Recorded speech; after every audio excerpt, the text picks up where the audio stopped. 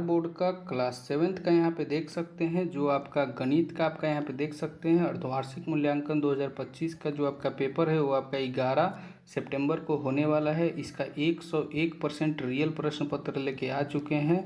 आपका सामाजिक विज्ञान का पेपर कैसा गया है कमेंट करके ज़रूर बताइएगा, और आपका विज्ञान का पेपर कैसा गया है कमेंट करके ज़रूर बताइएगा। ठीक, सभी लोग का बहुत अच्छा एग्ज़ाम जा रहा है, सभी लोग कमेंट कर रहे हैं। आपका भी अच्छा गया है तो कमेंट करके ज़रूर बता दीजिएगा। ठीक, चलिए क्वेश्चन नंबर 1 से बढ़ते हैं। सभी क्वेश्चन को अपनी कॉपी में नोट करके याद जरूर कीजिएगा। ठीक, चलिए क्वेश्चन नंबर 1 आपका देखते हैं। क्वेश्चन नंबर आपका 1 रहने वाला है कि कोष्टक में दिए गए शब्दों में से सही शब्द चुनकर रिक्त स्थानों की पूर्ति कीजिए, जो कि आपका ये 10 मार्क्स का क्वेश्चन रहने वाला है।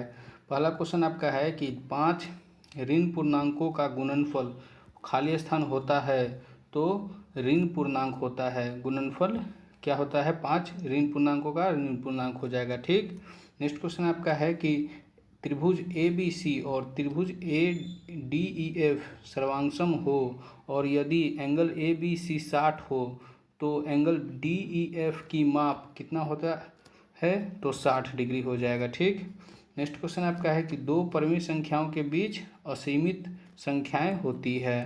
नेक्स्ट क्वेश्चन आपका है कि एक वृत्ताकार क्षेत्र के चारों ओर की दूरी को इसकी परिधि कहते हैं। नेक्स्ट क्वेश्चन आपका है कि घन में किनारों की संख्या कितनी होती है? तो 12 होती है। नेक्स्ट क्वेश्चन की तरफ बढ़ते हैं। नेक्स्ट क्वेश्चन आपका देखते हैं 2 नंबर क्वेश्चन आपका है कि दिए गए कथन में सही के लिए सही तथा गलत के लिए गलत का चिन्ह लगाइए, जो कि आपका ये 10 मार्क्स का क्वेश्चन रहने वाला है। पहला क्वेश्चन आपका है कि माध्य प्रत्येक प्रेक्षण से छोटा होता है, तो आपका ये गलत हो जाएगा।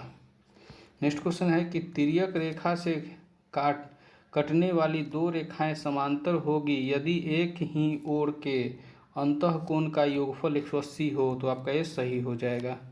नेक्स्ट क्वेश्चन है कि दो त्रिभुजों के सर्वांगसम होने की संकल्पना SAS है, तो आपका ये सही हो जाएगा।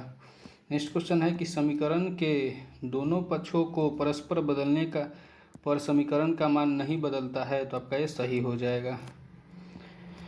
नेक्स्ट क्वेश्चन है कि घड़ी में घूर्णन सममिति होती है, तो आपका ये सही हो जाएगा।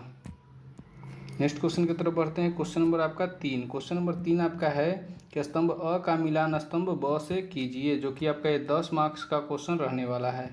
स्तंभ अ को स्तंभ ब से मिलाना है। पहला है 3/5। 3/5 हो जाएगा आपका एक भिन्न संख्या है। नेक्स्ट आपका है 1/7। 1/7 मतलब पॉइंट के बाद 2 शून्य है, 2 अंक है, तो ये आपका 1/7 हो जाएगा। नेक्स्ट क्वेश्चन आपका है ये आपका आसन कोण हो जाएगा। नेक्स्ट आपका है आधार गुने ऊंचाई, ये आपका समांतर चतुर्भुज का क्षेत्रफल का फॉर्मूला है।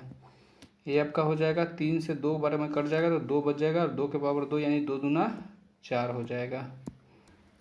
चलिए नेक्स्ट क्वेश्चन की तरफ बढ़ते हैं। क्वेश्चन नंबर आपका 3 क्वेश्चन नंबर 4 आपका यहाँ पे है लघुत्तरीय प्रश्न है, जो कि आपका ये 10 मार्क्स का क्वेश्चन रहने वाला है। पहला क्वेश्चन आपका है ये दोनों को सरल करना है, यानी कि गुना करना है, और अथवा में भी प्रश्न है। दोनों में से कोई आपका एक का उत्तर आपको देना है। ठीक, तो हम यहाँ पे इसको गुना किए हैं, देख लेते हैं। केवल इसी को बनाइएगा। ठीक, इसका हो जाएगा आपको सेम टू सेम उतार लीजिएगा, इसको इससे मल्टीप्लाई कीजिएगा। 15 15 XY, इसको इससे कीजिएगा 8 40 X, प्लस माइनस माइनस हो जाएगा। -1 को 3Y से कीजिएगा तो -3Y, और माइनस माइनस प्लस 8 एकम 8, तो इसको जोड़िए तो न जुटेगा न घटेगा, ये आपका आंसर हो गया। ठीक, चलिए इसी का 2 नंबर क्वेश्चन आपका है कि 5.1/4 किलोग्राम आम का मूल्य 210 रुपये है, तो 1 किलोग्राम आम का मूल्य बताइए। अथवा में आपका प्रश्न है एक वर्गाकार मैदान का क्षेत्रफल 225 वर्ग मीटर है, तो उस मैदान का परिमाप निकालिए। तो चलिए इसका उत्तर देखते हैं। वर्गाकार मैदान का क्षेत्रफल 225 वर्ग दिया है। वर्गाकार मैदान का क्षेत्रफल क्या होता है? A² बराबर 225 दिया है, तो A का मान कितना आ जाएगा? 15 आ जाएगा। तो वर्गाकार का परिमाप कितना हो जाएगा मैदान का? 4 गुने भुजा यानी कि 4 गुने 15, तो 15 चौके 60, आपका यही आंसर हो गया। चलिए नेक्स्ट क्वेश्चन आपका है 5 नंबर दीर्घोत्तरीय प्रश्न है, जो कि आपका 10 मार्क्स का क्वेश्चन रहने वाला है। क्वेश्चन आपका है कि एक कुर्सी को 660 रुपये में बेचने पर 10% का लाभ होता है। यदि इसे 770 रुपये में बेचा जाता है तो कितने प्रतिशत का लाभ या हानि होगा। अथवा में प्रश्न है कि एक पार्क 60 मीटर लंबा और 50 मीटर चौड़ा है। इसके चारों ओर 5 मीटर चौड़ा रास्ता बनाना है, ठीक। रास्ते का क्षेत्रफल ज्ञात कीजिए। चलिए ज्ञात करते हैं, देख लीजिए। ये आपका है 50 गुने 60 बीच में है, ठीक। 50 गुने 60 चौड़ा मीटर है, एक पार्क है। इसके किनारे किनारे ये आपका रास्ता है, ये आपका रास्ता है। चलिए तो पार्क का क्षेत्रफल सबसे पहले निकाल लेते हैं। 50 गुने 60, 50 लंबाई चौड़ाई और यहाँ पे लंबाई 60 हो गया। तो पार्क द्वारा बने आयतन के लिए तो ये दोनों को जोड़ दीजिए 5-5, क्योंकि ये दोनों तरफ से बढ़ जाएगा तो 5-5 10 यानी 70 हो जाएगा ये। और ये आपका 50-50 और 5 ऊपर 5 नीचे चौड़ा जो रास्ता है, तो इसमें भी 10 बढ़ जाएगा तो 60 हो जाएगा, ठीक। तो आपको कैसे निकालिएगा पार्क का द्वारा रास्ते का क्षेत्रफल कैसे निकलेगा। पूरे आप पार्क का क्षेत्रफल निकाल लीजिए और उसमें से माइनस जो है बीच में आयत का क्षेत्रफल जो है उसको माइनस कर लीजिए।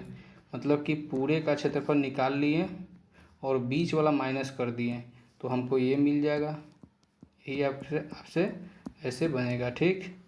तो ये 70 गुने 60 हो गया, ये 60 गुने 50 हो गया, 4200, ये 3000, तो 1200 वर्ग मीटर आपका आंसर हो गया, ठीक। आपका टोटल प्रश्न हो गया है। आपका जितना भी एग्ज़ाम है सभी अच्छे से जाएगा, सभी ध्यान से पढ़िएगा।